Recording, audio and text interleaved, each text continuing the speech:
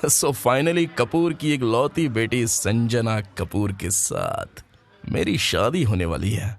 रेहान की बात सुनकर अदिति एक पल के लिए घबरा गई।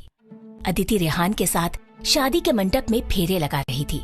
उसे डर था अगर रेहान को पता चला कि संजना के बदले वो रेहान से शादी कर रही थी तो पता नहीं ये क्रिमिनल रेहान उसका क्या हाल करेगा। ऊपर से एक बार शादी टूट गई, फिर उसे अपनी माँ के इलाज के लिए पैसे भी नहीं मिलते। इसके बावजूद अदिति ने रेहान से सच बोलना ही बेहतर समझा। फेरे और मंत्रोच्चार चालू था। रेहान और अदिति धीरे से अपने दिल की बात एक दूसरे से कर रहे थे। अब रेहान, मुझे आपसे एक बात बोलनी थी। हाँ, बिल्कुल कहो। असल में मैं मिस्टर संजय कपूर की बड़ी बेटी हूँ, इसलिए कि संजना ही उनकी असली बेटी है। ओह, पर मुझे कभी किसी ने बताया क्यों नहीं? मैं तो बस नाम की बेटी हूँ। जब 3 साल की थी तब मेरे पापा संजय कपूर ने मेरी माँ और मुझे छोड़ दिया था। आपको मुझसे शादी करने में कोई एतराज है? रेहान अदिति की बात सुनकर सोच में पड़ गया। आगे जो हुआ वो अदिति की उम्मीद से भी परे था।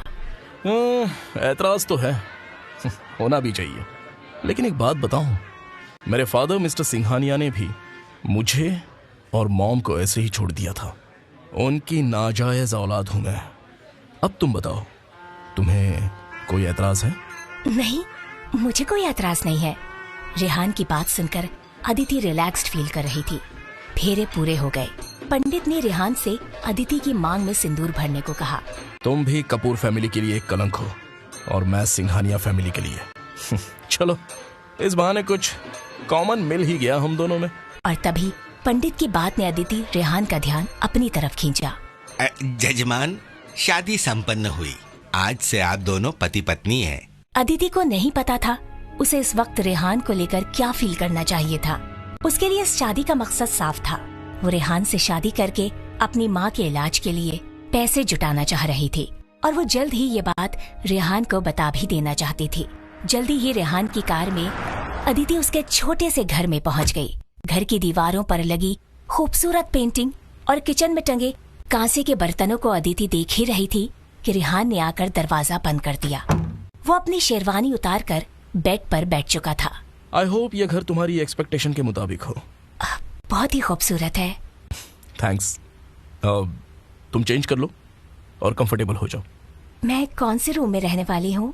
हम दोनों अब हस्बैंड एंड वाइफ है, तो तुम ऑफ कोर्स मेरे साथ ही इसी रूम में रहोगी, जैसे हर मैरिड कपल रहता है।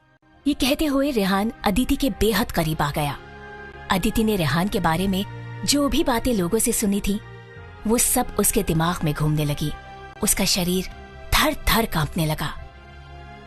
लेकिन अभी हम एक दूसरे को ठीक से जानते भी नहीं ना। I mean, मैं कंफर्टेबल फील नहीं कर रही।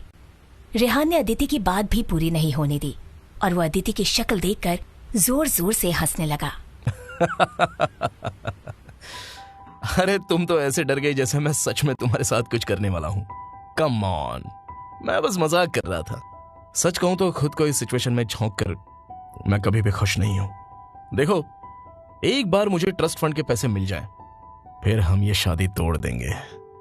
लेकिन तब तक हम दुनिया की नजरों में हस्बैंड एंड वाइफ है। तुम्हें अपनी लाइफ में जो भी करना है वो करो, उससे मुझे कोई मतलब नहीं है। And same goes for me. बोलो, डील? रेहान ने अदिति की तरफ हाथ बढ़ा दिया था। उसकी बात सुनकर अदिति ने राहत की सांस ली। उसे बिल्कुल भी उम्मीद नहीं थी रेहान भी उसके जैसे ही मजबूरी में उससे शादी कर रहा था। उसने तुरंत रेहान से हाथ मिलाकर डील पक्की कर ली। अदिति, एक बात और, हो सकता है तुम्हारा कोई बॉयफ्रेंड हो। जब तक हम हस्बैंड वाइफ हैं, किसी के साथ फिजिकल मत होना। मैं कोई रिस्क नहीं लेना चाहता। कहीं गलती से तुम किसी और से प्रेग्नेंट हो गई तो प्रॉब्लम हो जाएगी। डोंट वरी, जब तक इस रिश्ते में हूँ मैं एक अच्छी बीवी बनकर रहूंगी। गुड, पर बेडरूम एक ही है। आई डोंट वरी, मैं काउच पर सो जाऊंगा। You can take the bedroom. Rehan के जेनरस नेचर को देखकर अदिति हैरान थी। उसे यकीन करना मुश्किल हो रहा था। जो कुछ भी उसने रेहान के बारे में सुना था, रेहान उससे उलट भी हो सकता था। अगली सुबह जैसे ही अदिति बेडरूम से बाहर आई, रेहान काउच पर सोया हुआ था। एक पल के लिए उसे यकीन ही नहीं हो रहा था कि वो शादी कर चुकी थी और एक ही छत के नीचे किसी मर्द के साथ रह रही थी। हालांकि वो इस बात से खुश थी कि रेहान ने उसके साथ कोई जोर जबरदस्ती नहीं की थी। कुछ देर बाद जैसे ही किसी नई खुशबू से रेहान की आँख खुली तो डाइनिंग टेबल पर ब्रेकफास्ट तैयार था। What a pleasant surprise. लेकिन अदिति को वक्त नहीं था। वो अपना बैग टांग कर बाहर जा रही थी। सॉरी, मैं अपनी शादी का जोड़ा लौटाने जा रही हूँ। ब्रेकफास्ट नहीं कर पाऊंगी आज साथ में। कपूर तो इतना अमीर है, वो तो जोड़ा रेंट पे लेने की बजाय कम से कम दिला तो सकता ही था। क्या फायदा, शादी का जोड़ा बस एक बार ही तो यूज होता है, इस पे खर्चा करना यूजलेस है। Anyway, see you later. Aditi के थॉट्स सुनकर रेहान हैरान रह गया। पर अदिति तो बचपन से ही अभाव में पली बड़ी थी, इसलिए उसे पैसों की बहुत कदर थी। हालांकि उसे किसी के सामने अपनी गरीबी का राग अलापना बिल्कुल भी पसंद नहीं था। रेहान के मन में अदिति को और जानने की क्यूरियोसिटी पैदा होने लगी। उसने अपने असिस्टेंट मनोहर को कॉल किया और अदिति के बारे में सारी इन्फॉर्मेशन निकालने के लिए ऑर्डर दे दिया। कुछ ही देर बाद मनोहर जरूरी पेपर्स के साथ रेहान के घर पर था। जहां एक तरफ रेहान पेपर पढ़ने में बिजी था तो वही मनोहर घर के चारों तरफ नजर दौड़ा रहा था। बॉस, आप इस छोटे से घर में रह रहे? पेंट हाउस में रहिए ना आप। अच्छा, अदिति को वहां ले जाकर उसे अपनी रियल आइडेंटिटी भी बता दूं? उसे इस वक्त कुछ भी पता चले ये ठीक नहीं होगा। जैसा चल रहा है वैसा चलने दो।